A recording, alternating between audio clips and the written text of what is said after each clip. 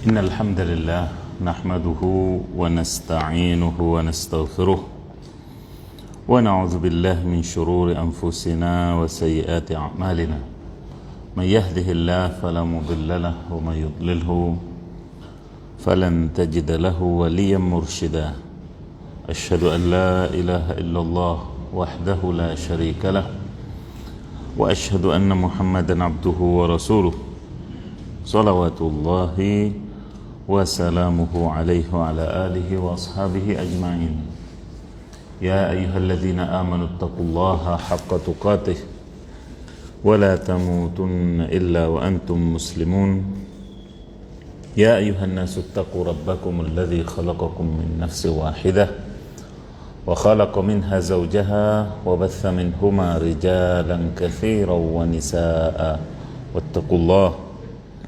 واتقوا الله الذي تساءلون به والأرحام إن الله كان عليكم رقيبا يا أيها الذين آمنوا اتقوا الله وقولوا قولا سديدا يصلح لكم أعمالكم ويغفر لكم ذنوبكم ومن يطع الله ورسوله فقد فاز فوزا عظيما أما بعد فإن خير الكلام كلام الله وخير الهدي هدي محمد صلى الله عليه وسلم وشر الأمور محدثاتها وكل محدثة في الدين بدعة وكل بدعة ضلالة وكل ضلالة في النار.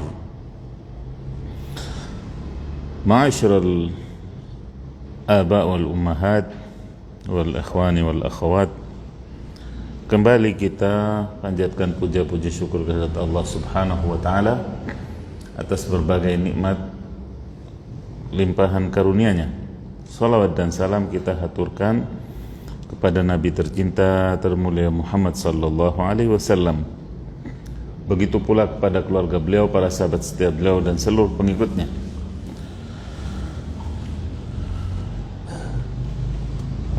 Mutirna bifadlillahi wa rahmatih. Doa juga yang merupakan bagian dari sunnah Nabi alaihi salatu wassalam setelah kucuran hujan seperti ini. Kemudian sebelum kita melanjutkan kajian tentang buku kita, ada pertanyaan di sini pada kesempatan yang lalu. Mudah-mudahan yang bertanya hadir. Nah, bagaimana kita bisa mengetahui antara rezeki dari Allah dengan istidraj yang menimpa kita? Karena kita setiap hari senantiasa berbuat dosa, sadar atau tidak. Nah, yang pertama yang bisa kita lakukan adalah tentunya muhasabah atau introspeksi diri. Coba kita hitung-hitung dalam keseharian kita ini, ya, lebih banyak taat atau maksiat pada Allah Subhanahu wa taala. Kita lihat salat kita, kita lihat zikir kita, kita lihat birrul walidain kita lihat hubungan kita dengan saudara kita, ya, bakti kita kepada orang tua. Jika itu semuanya fit, baik-baik saja, insya Allah itu merupakan rezeki dari Allah Subhanahu wa ta'ala, ya. Jika tidak, dan waliyadzubillah kebalikannya, maka kelancaran rezeki ataupun kemapanan hidup dan yang lainnya itu adalah bentuk istidraj. Itu yang pertama. Kemudian yang kedua, bisa juga kita lihat dari rezeki yang mengalir kepada kita, itu berkah tidak? Apa maksudnya berkah? Yaitu banyak manfaatnya tidak untuk kita. Jangan melihat jumlahnya, jangan melihat, ya, banyaknya nol yang berderet, akan tetapi manfaat daripada rezeki itu kepada kita, kepada tingkah laku pasangan kita, kepada tingkah laku anak kita, itu akan berimbas. Maka dari sini kita akan bisa mengetahui ya, bahwasanya rezeki itu merupakan memang limpahan karunia dari Allah Subhanahu wa taala ataukah bentuk istidraj. Wallahu a'lam. Baik, jamaah yang dirahmati oleh Allah Subhanahu wa taala, kita lanjutkan pembahasan kita tentang poin-poin berkaitan dengan konsep rezeki menurut Islam. Telah kita selesaikan poin yang keenam, bahwasanya rezeki itu didapat bukan karena kepintaran semata. Yang ketujuh, bertakwalah, niscaya rezekimu akan lancar, dan carilah rezeki dalam tanda kutip atau dikasih garis bawah dengan kemuliaan jiwa.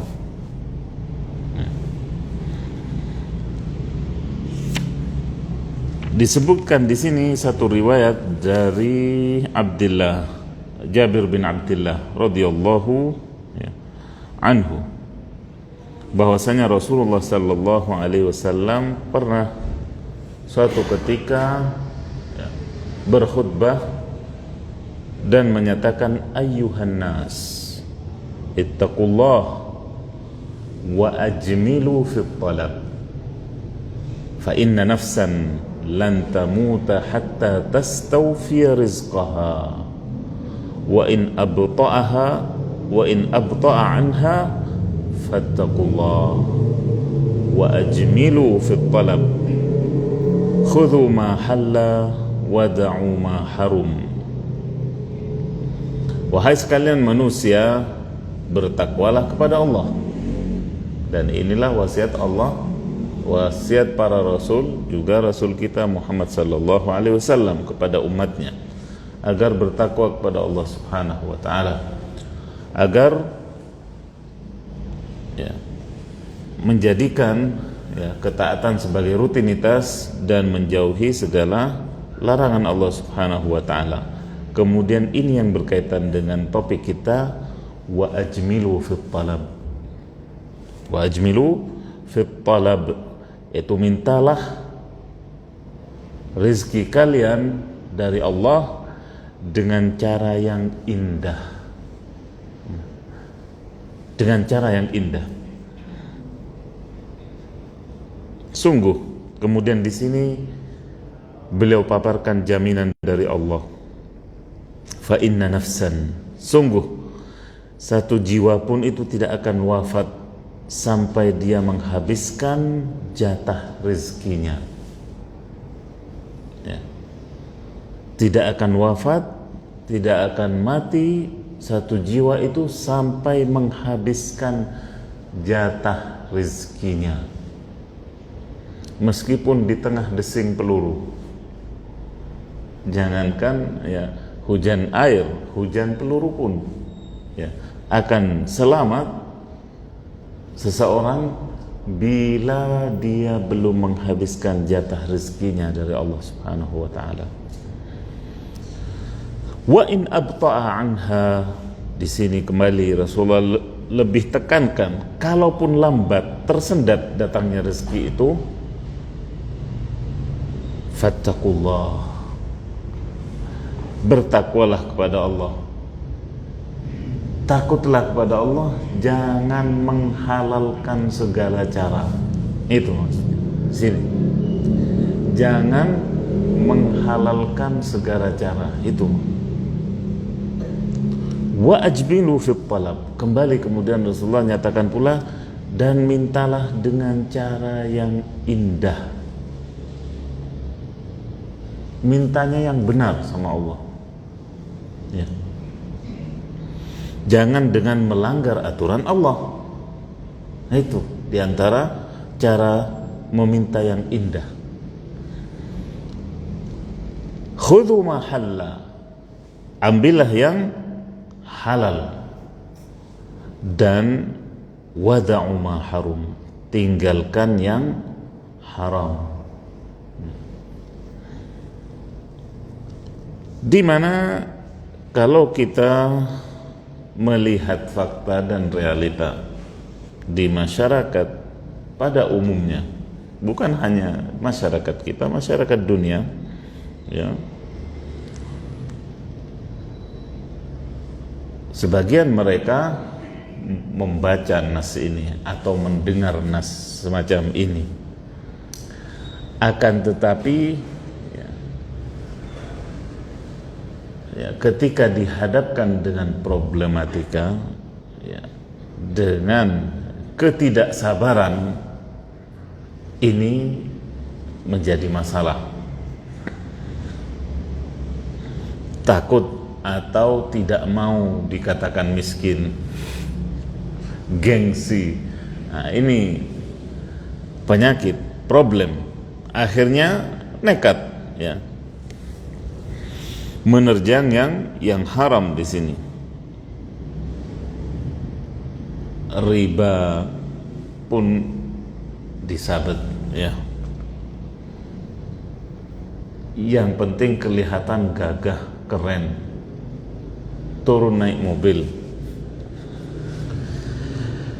Kemudian ya, ada pula yang nekat dengan menjual narkoba, menjual yang haram-haram, ya. Ini bukan wa ajmilu fit talab, akan tetapi menghalalkan segala cara.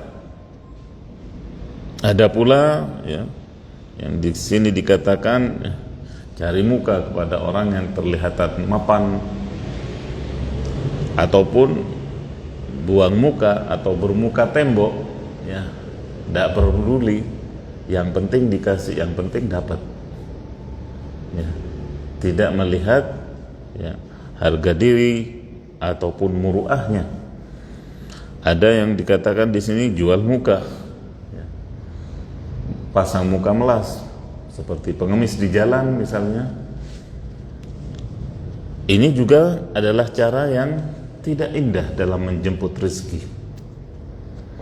Bahkan terdapat ancaman dari Rasulullah sallallahu alaihi wasallam bahwasanya orang yang meminta-minta bukan karena darurat, bukan karena terpaksa, tapi untuk ditumpuk, ya, dia punya tetapi disimpan, kemudian tidak bekerja. Kita baca kenyataan itu, ya, dalam beberapa berita, ternyata rumahnya megah di kampungnya dan sebagainya, ya kan, ternaknya banyak. Hati-hati, yang demikian itu nantinya di hari kiamat dibangkitkan dengan muka tengkorak, sallallahu alaihi wasallam, dengan muka wajah yang tidak ada dagingnya, sebagai pertanda apa? Dia menjual mukanya di dunia, sallallahu alaihi wasallam. Kemudian juga ada pula yang memakai sihir dalam mengais rezeki atau mencari karunia Allah Subhanahu wa taala untuk melariskan dagangannya yang menjadi pedagang, untuk menaklukkan atasannya yang jadi pegawai. Sallallahu alaihi wasallam. Padahal sihir itu adalah bukan hanya dosa besar, tapi bagian dari syirik, ya, pembatal keislaman. Hati-hati.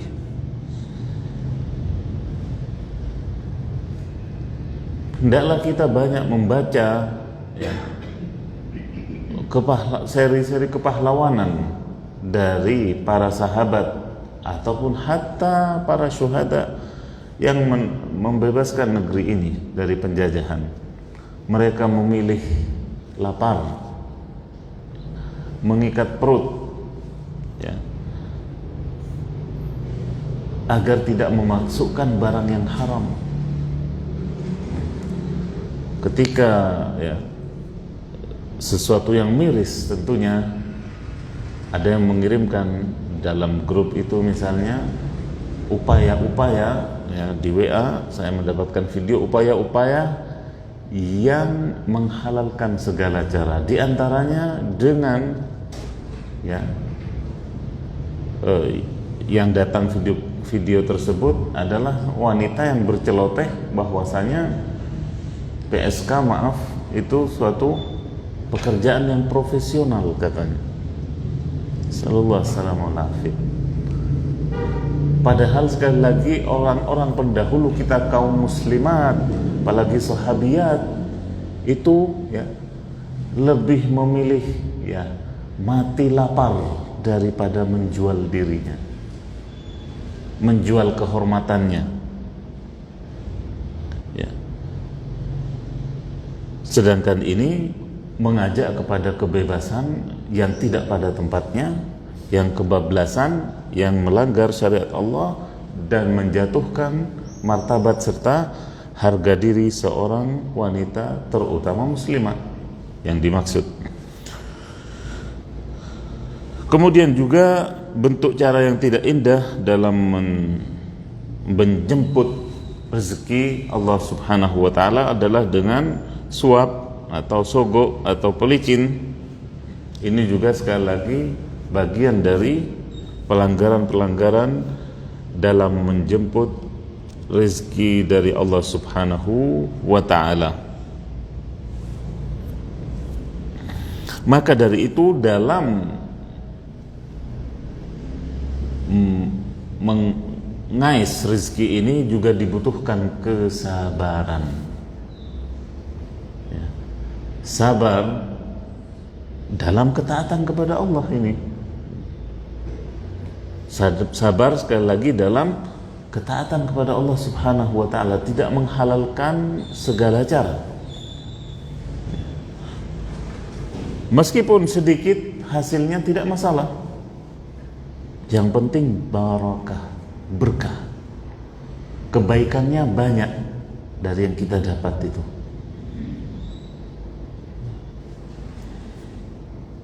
Manfaatnya banyak. Karena sekali lagi banyak dari kita yang tidak sabar dalam menjemput rezeki ini, sehingga berbuat curang, sehingga itu tadi nekat mengumpulkan yang penting banyak.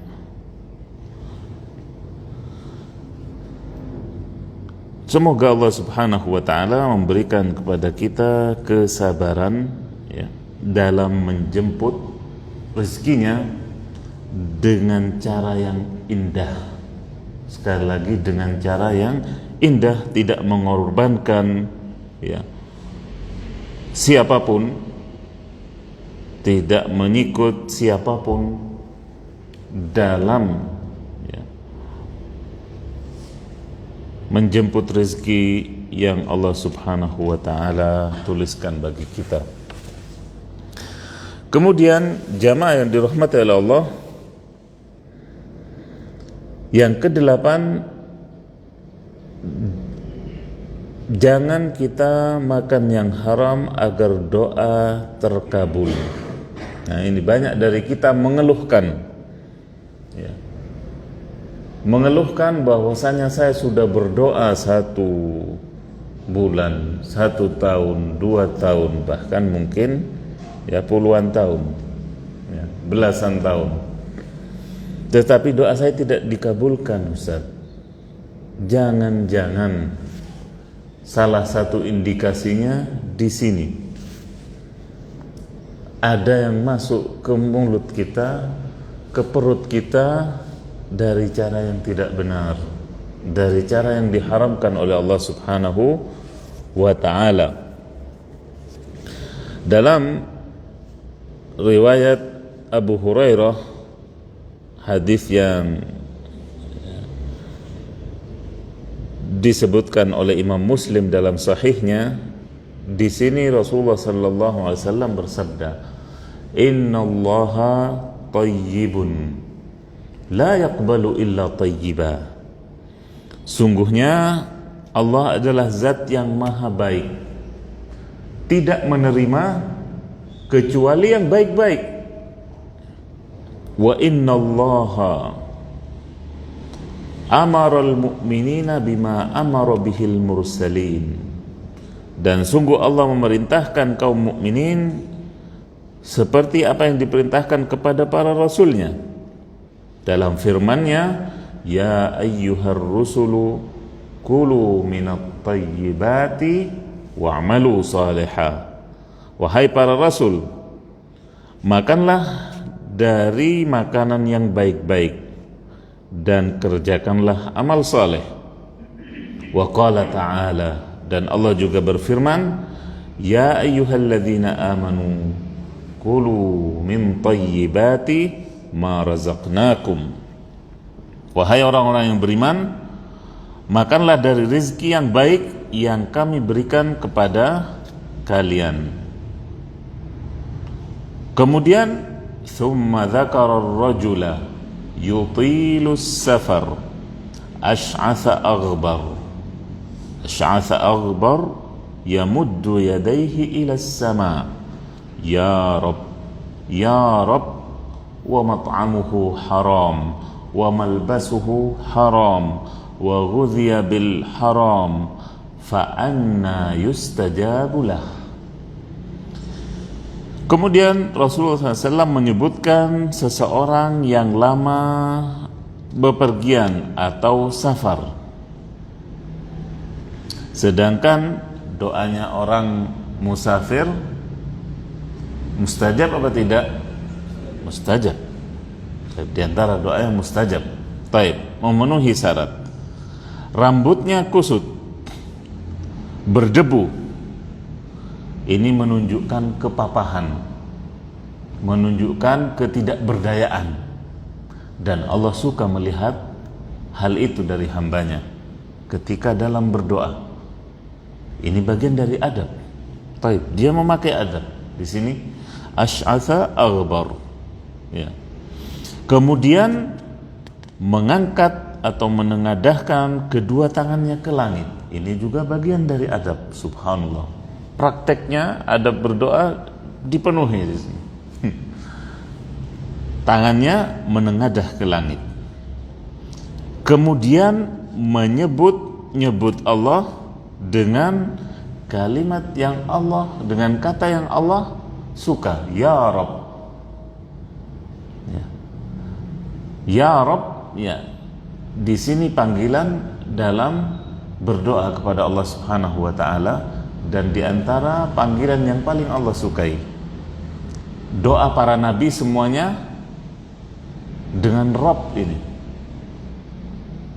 Rabbana zalamna anfusana, doanya Nabi Adam. Rabbishrahli sadri, doanya Nabi Musa. Rabbana atina fid dunya hasanah, doanya Nabi Muhammad sallallahu alaihi wasallam. Semua para nabi, ya, yang warid doanya dalam Al-Quran dibuka dengan ya Rabb, dengan kata Rabb. Kemudian diulang-ulangi, ya Rabb, ya Rabb. Ilhah fid du'a, mengulang-ulangi dalam berdoa, ini juga bagian dari adab berdoa. Sudah berapa ini adab berdoa yang dipakai? Banyak. Akan tetapi sayang, 1000 bahkan 1.000.000 sayang. Wa mat'amuhu haram, ya. Apa yang dia makan itu dari yang haram.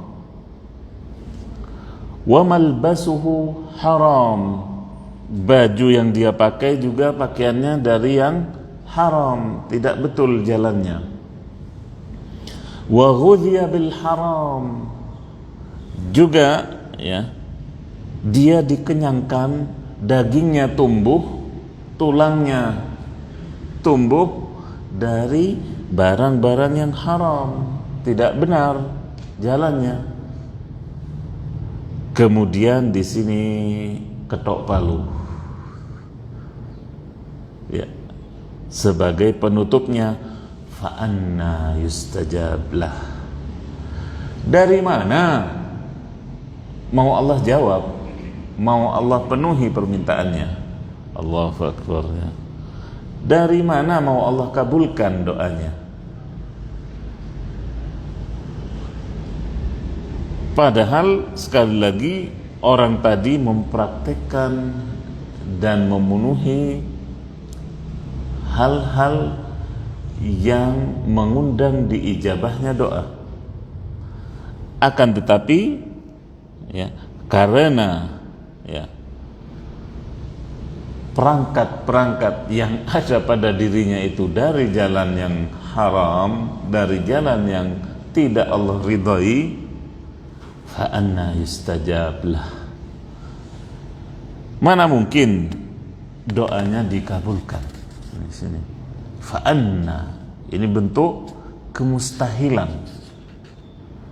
Fa anna lakadzalik. Kalau orang Arab mengatakan fa anna lakadzalik, dari mana kamu? Ya. Maksudnya bisa mencapai itu, sesuatu yang mengundang 1000 pertanyaan. Di sini Rasulullah fa anna yustajabulah. Artinya mustahil doamu itu dikabulkan. Nasallallahu alaihi wasallam. Kemudian Imam Asy-Syafi'i rahimahullah memberikan nasihat yang sangat berharga tentang rizki ini kepada kita, yang akan lebih menanamkan ya, menancapkan ya keyakinan kepada kita tentang rizki ini. Dalam bait-baitnya Imam Syafi'i rahimahullah dikenal dengan ya, syair-syairnya yang ya luar biasa, sampai beliau sendiri menyatakan seandainya syair itu bukan sesuatu yang membuat ya tanda kutip bagi seorang yang pakar agama ya, atau faqih ya, tentu aku akan melampaui si Labid. Labid di sini adalah penyair jahiliyah pra-Islam yang dikenal dengan syair-syairnya. Nah, barangkali ada yang mau membacakan ini baitnya di sini. Baik, Syafi'i berkata rahimahullah, tawakkaltu fi rizqi 'ala Allah khaliqi wa ayqantu anna Allah la syakka raziqi wa ma yakum min rizqi falaysa yafutuni walau kana fi qa'il biharil ghawamiqi sayati bihillahul azimu bifadlih walau lam yakum minni al-lisanu binatiqi fafi ayyi syai'in tadhhabu an-nafsu hasratan wa qad qassama ar-rahmanu rizqal khalaiqi. Kupasrahkan, kata beliau, diriku soal rizki kepada penciptaku. Diriku yakin bahwa Allah pasti memberiku. Jatah rizkiku tak akan melangkahi atau melewatiku, meski itu di kedalaman pekat laut biruku. Allah Maha Mulia akan menyampaikannya kepadaku, walau ya, hal itu belum dipinta diucapkan oleh lisanku. Lalu untuk apa lagi keluh kesah, duhai jiwaku, jika Ar-Rahman telah membagi-bagi rizkiku dan rizkimu, atau rizkimu dan rizkiku. Nah, luar biasa. Dan ini memang ya, Asy-Syafi'i rahimahullah mengingatkan kita ketika menyebut misalnya di pekatnya laut biru. Dengan adanya kemajuan sekarang dalam teknologi di film-film flora fauna misalnya, kita lihat bagaimana makhluk-makhluk Allah yang kecil di bawah laut, dasar laut itu, bagaimana mendapatkan rezeki ya, bagaimana memakan ya, entah itu apa plankton apa namanya ya, semuanya hidup.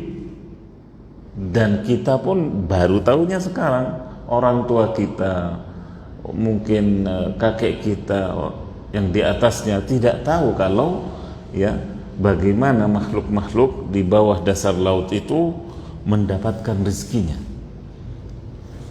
Tidakkah hal ini menambah keimanan kita? Tentu, ya. Bahkan ketika Allah Subhanahu wa ta'ala juga memberikan kepada kita rezekinya sedang kita belum memintanya dengan lisan kita, ataupun tidak disebut, sebagaimana Nabi Musa alaihissalam misalnya, yang tidak menyebutkan hajat-hajatnya. Yang diminta oleh Nabi Musa hanya karunia Allah, apapun itu. Rabbi inni lima anzalta ilayya min khairin faqir, misalnya, ya. Bagaimana ya Rabb, apapun karunia rezeki yang kau turunkan, aku pasti membutuhkannya. Tidak disebutkan hajat-hajat beliau, akan tetapi Allah penuhi meskipun lisan Musa tidak mengucapkannya. Kemudian juga bagaimana Imam Syafi'i menasihati kita bahwasanya janganlah wahai jiwa berkeluh kesah, karena Allah sudah menetapkan rezeki kita, ya, termaktub, sudah terjamin, ya, sejak kita di perut ibu kita, ya. Hanya itu tadi wasiat Rasulullah, wa ajmilu fit talab. Ya. Siapa dari kita itu yang menjemput rezeki itu dengan cara yang indah? Itu saja, dengan cara yang diridhoi oleh Allah Subhanahu wa ta'ala. Itu yang membedakan kita. Maka pembuka pintu rezeki dan pengundang berkahnya ada beberapa perkara tentunya yang wajib kita ketahui. Pembuka dan pengundang berkah rezeki yang Allah berikan kepada kita. Yang pertama, takwa kepada Allah Subhanahu wa ta'ala. Wa may yattaqillaha yaj'al lahu makhraja wa yarzuqhu min haitsu la yahtasib. Di sini, barang siapa yang bertakwa kepada Allah, Allah akan jadikan solusi dari setiap problem permasalahannya, kemudian memberi rezeki dari yang tidak dia duga atau sangka-sangka. Ya. Walau anna ahlal qura amanu wattaqau, ya, lafatahna alaihim barakatin minas sama'i wal ard. Ya. Seandainya penduduk suatu negeri, ya, beriman dan bertakwa, tentu Allah Subhanahu wa ta'ala bukakan rizki, barakahnya, langit, yang di langit diturunkan ke bumi, yang di dalam bumi dikeluarkan, ya, dikeluarkan. Jadi takwa di sini adalah pintu atau kunci pertama dari rizki. Kemudian menjaga sholat 5 waktu, karena sholat adalah amalan yang utama,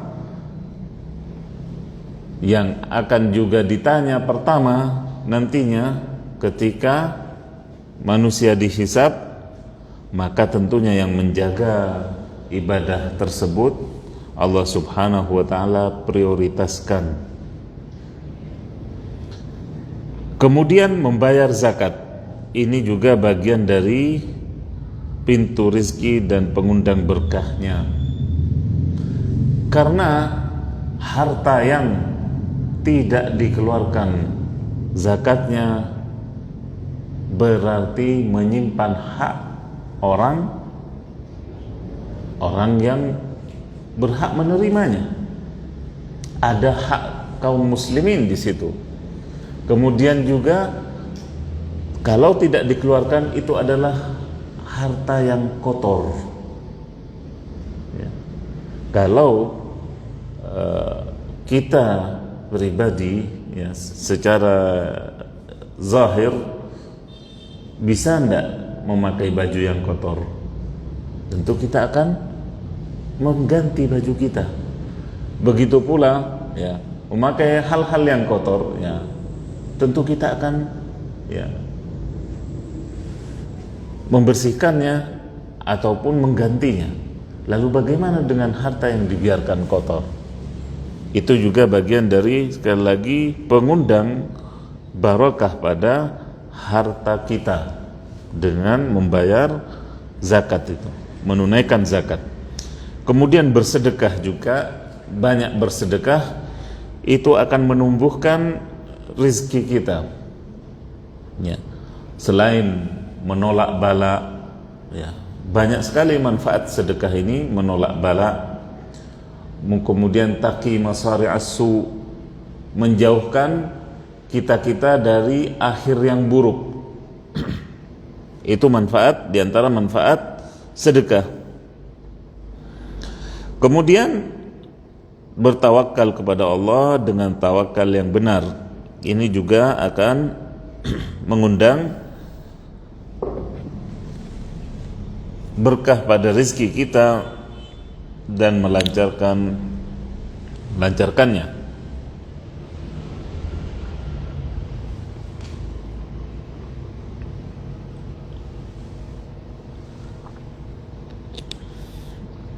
Dalam salah satu riwayat, ya, Rasulullah menggambarkan bagaimana bentuk tawakal yang benar dari seekor burung. Ya. Lau annakum tatawakkaluna 'ala Allahi haqqa tawakkulih la ruziqtum kama ruziqat tayr taghdu khimasan wa taruhu bitana. Seandainya kalian benar tawakalnya kepada Allah, ya, niscaya kalian akan diberi rizki sebagaimana Allah memberi rizki burung. Bagaimana, apa daya seekor burung? Seekor burung, ya, tidak bisa bercocok tanam, bisanya hanya menghabisi. Ya kan? Kemudian, ya, kalau burung biasa tidak punya cakar untuk memangsa, tidak punya, ya, paruh untuk juga memangsa. Akan tetapi upaya yang dia lakukan, ya, sebab yang dia kerja, musabab yang dia kerjakan, bahwasanya dia bergerak keluar dia dari sarangnya di pagi hari. Kata orang Arab, al-harakah barakah. Bergerak itu membawa berkah, tidak diam, pokoknya tidak diam, pokoknya berusaha. Ya. Dia keluar di pagi hari dengan perut yang kempes, lapar, burung itu. Ya. Taghdu khimasan, ya. Perutnya itu pipih, kempes. Akan tetapi taruhu bitana, kembali ke sarangnya di sore hari dengan perut yang buncit, yang kembung, penuh berisi makanan. Itulah tawakal seekor burung, ya. Kemudian berbakti kepada orang tua, ini juga bagian dari pengundang rizki, ya. Jangan salah terka, ya, bahwasanya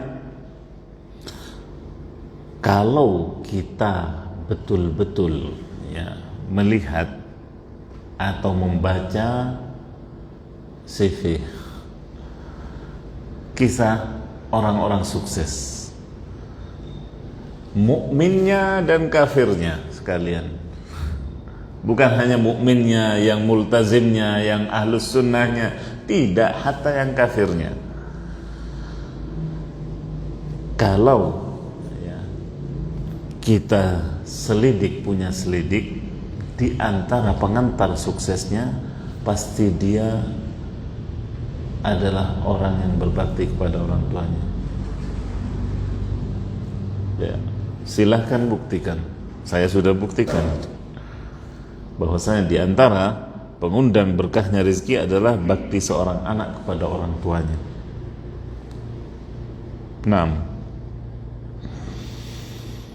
Kemudian juga silaturrahim, ya.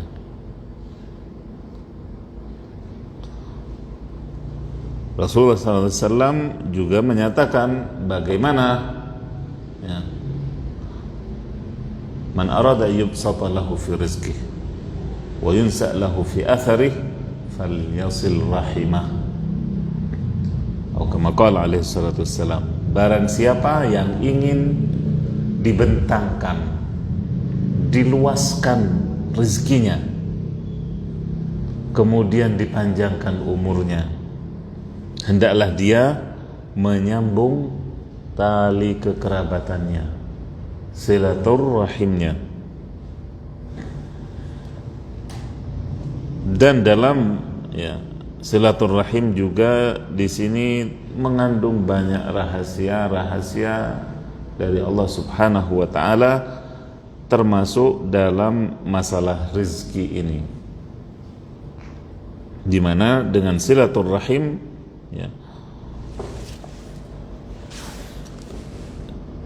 seseorang bisa menemukan pintu rezekinya secara sengaja ataupun tidak sengaja. Dengan satu kunjungan dia dapat info, misalnya kalau di sana ada lowongan, ya Pak ya, berapa banyak ini kejadian. Itu diantara barakahnya, kebaikan, manfaatnya silaturrahim. Kemudian menikah, nah ini juga bagian dari pembuka rezeki. Makanya Allah menyatakan wa ankihul ayama minkum wassalihina min ibadikum, kata Allah, dan nikahkanlah orang-orang yang papa yang tidak punya dari kalian, maupun juga budak-budak kalian.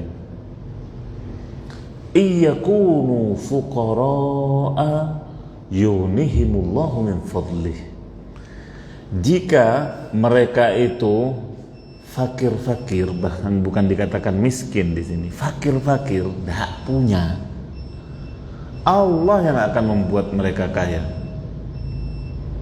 Dan ini subhanallah juga berapa kali saya pribadi mendapatkannya.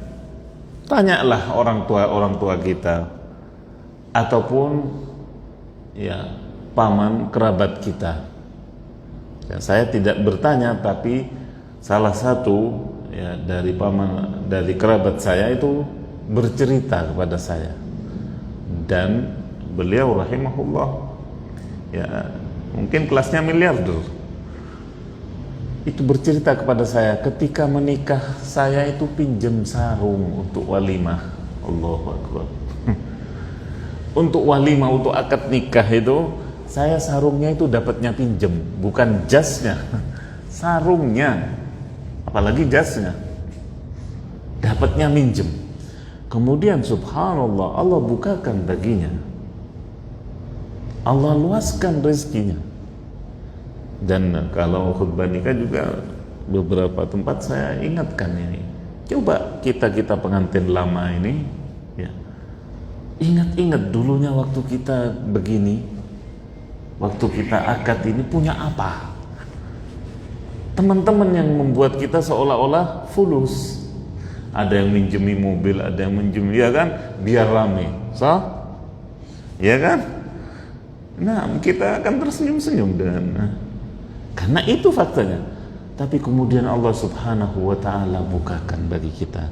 Tapi jangan lupa kalau sudah dibukakan oleh Allah, itu saja pesannya. Jangan lupa dengan asalnya ya. Jangan lupa mensyukurinya, itu juga penting ya. Karena banyak dan tidak sedikit dari manusia ketika ya, belum sukses ya, kecil hati ya, ada minder. Tapi ketika sukses kemudian lupa, kadang lupa kulitnya ya. Peribahasa kita ini bukan dari omong kosong, tapi dari banyaknya fakta. Seperti itu, dari banyaknya fakta. Maka yang dikatakan kemudian kacang lupa kulitnya. Sekali lagi, ingatlah asal kita. Kita lahir dengan tidak membawa apa-apa. Ada yang lahir pakai jaket? Tidak ada. Kemudian ketika kita juga meninggalkan dunia ini, ada yang pakai apa? Pakai kain putih 3 lapis. Mau miliarder, mau triliuner, wallahul musta'an. Semoga Allah subhanahu wa ta'ala menjadikan kita semua sebagai hamba-hambanya yang pandai bersyukur atas rezeki yang Allah berikan kepada kita, sedikit maupun banyaknya, ya.